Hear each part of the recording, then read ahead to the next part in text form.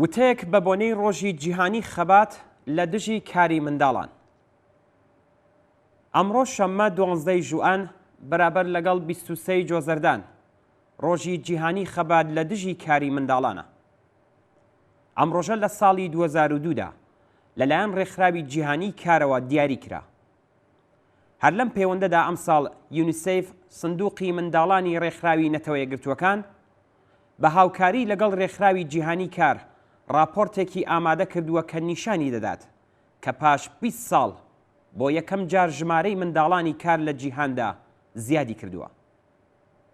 ئەم ئامارە ئاماژە بەبوونی 160 ملیۆن منداڵی کار دەکات. لە هەمان حاڵدا ڕێکخراوی جیهانی کار باس لە 250 ملیۆن منداڵ دەکات کە لە خوێندن بێبەرین. بەپێی ئەم راپۆرتە سەدان ملیۆن منداڵ لە جیهاندا لە بارودۆخێکی یەکجار نائینسانانە و مەترسیداردا شان بەشانی گەورەکان خەریکی کاری پیشەین.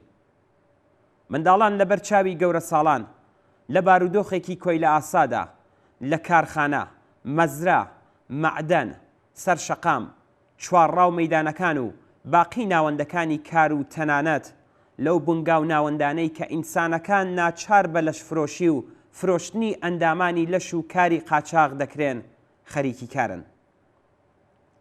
سەرەڕای ئەوەی کە یونیسێف و ڕێکخراوی جیهانی کار ئامارەکانی پەیوەندیدار بە ژمارەی منداڵانی کار لە جیهاندا بڵاو دەکەنەوە، بەڵام بێگومان ئەم ئامارانە ناتوانن ڕوخساری ڕاستەقینەی ئەوەی کە لەم بوارەدا لە ئارادایە نیشان بدەن. لەبەر ئەوەی کە زانیاریەکانی ڕێکخراوی جیهانی کار سەرچاوەگرتوو لەو ئامارانەیە کە دەوڵەتانی ئەندامی ئەم ڕێکخراوە دەیخەنە بەردەستیان.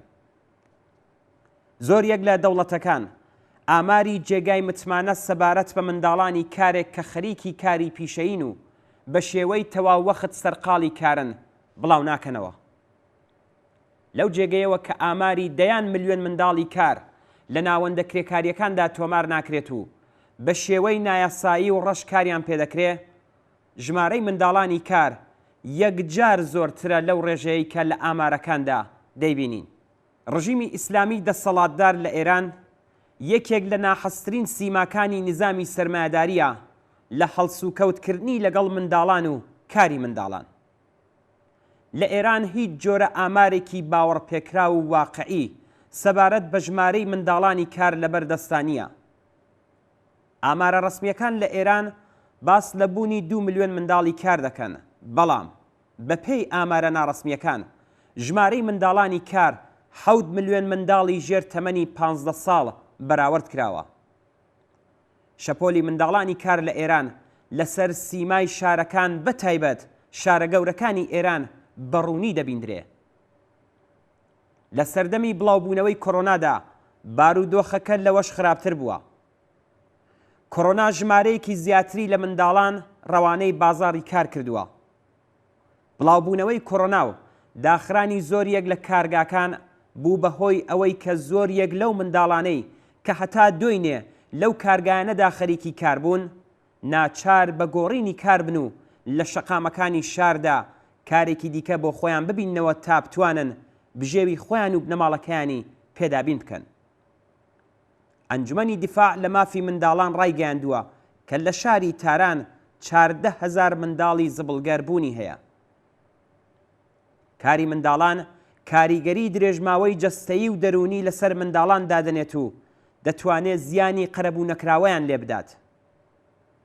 لێکۆڵینەوەیەکی مەیدانی سەبارەت بە دواهاتە جەستەییەکانی کاری منداڵان لە ئێران دەڵێکە 80% ئەم منداڵانە تووشی کورتە باڵایی، 86% دابەزینی کێش، 77% نەخۆشیەکانی پەیوەندیدار بە دەم و ددان، 73% نەخۆشی چاو، 61% نەخۆشی کۆئەندامی هەناسە کێشان، 64% نەخۆشی دڵ، 60% نەخۆشی گوێ و گەرو و لوت، 82% نەخۆشی پێستی و 60% تووشی نەخۆشی کۆئەندامی هەرسکردن بوون.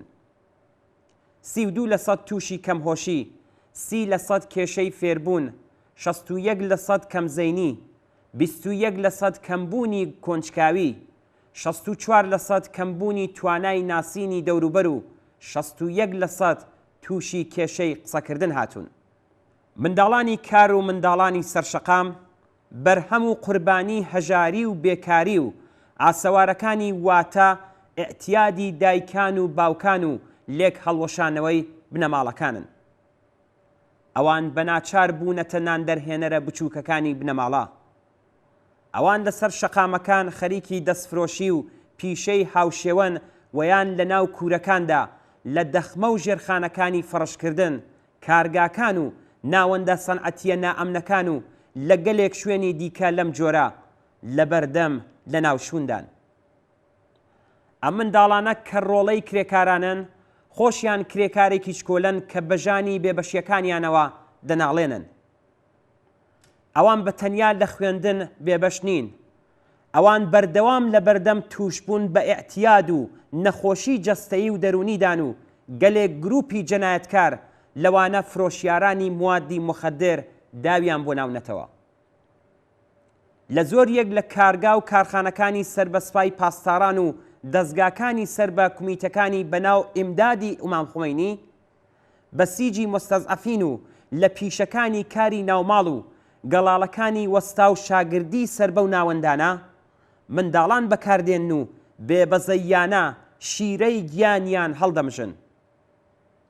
لەو نێوەدا سەهمی ناوچە پەراوێزەکانی ئێران لەوانە ئوستانەکانی کوردستان، ئازەربایجانی غەربی، کرماشان، سیستان و بەلوچستان و خوزستان لە بواری بەکارهێنانی هێزی کاری منداڵانی ژێر 15 ساڵ تەمەن لە ڕێگەی ئەو ناوەندانەی کە باسییان لێکرا یەکجار زیاترە.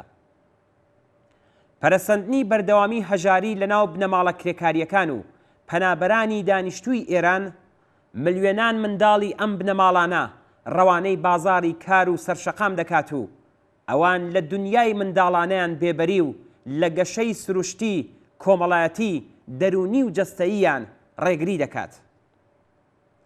ڕژیمی ئێران بە دیاریکردنی حەقدەستی 5 قات ژێرهێڵی هەژاری بەکردەوە دایک و باوکانی ناچار کردووە تا بۆ دابینکردنی لانیکەمی پەیداویستیەکانی ژیانیان منداڵانی خۆیان ڕەوانەی بازاری کار بکەن. کۆماری ئیسلامی بەڕواڵەت کۆنواسیۆنە نێونەتەوەیەکانی لە پەیوەند لەگەڵ ڕێگری لە کاری منداڵان قبول کردووە. بەڵام قبولکردنی ئەم یاسایانە بۆ ڕژیمی دەسەڵاتدار لە ئێران بابەتێکی فۆرماڵە و بەکردەوە بەڕێوەی نابات. ڕیاکاری و پەیمانشکێنی خەسڵەتی زاتی ئەم ڕژیمەیە. کەوابوو بۆ دابینکردنی مافی منداڵانی کار واتە قوربانیانی بێدەنگی نظامی سەرمایەداری پێویستە ڕێگایەکی دیکە بگرترێتە بەر. ئەو ڕێگایەش بێگومان هیچ شتێک نییە بێجگە لە دەستخستنە ناو دەستی یەکتر و تێکۆشان دژ بە ڕژیم و مناسباتێک کە منداڵانی بێدفاعی ئەم کۆمەلگایی خستۆتە وەها بارودۆخێکەوە و ئەوانی لە مافە سەرەتایی و ئینسانیەکانیان بێبەری کردووە.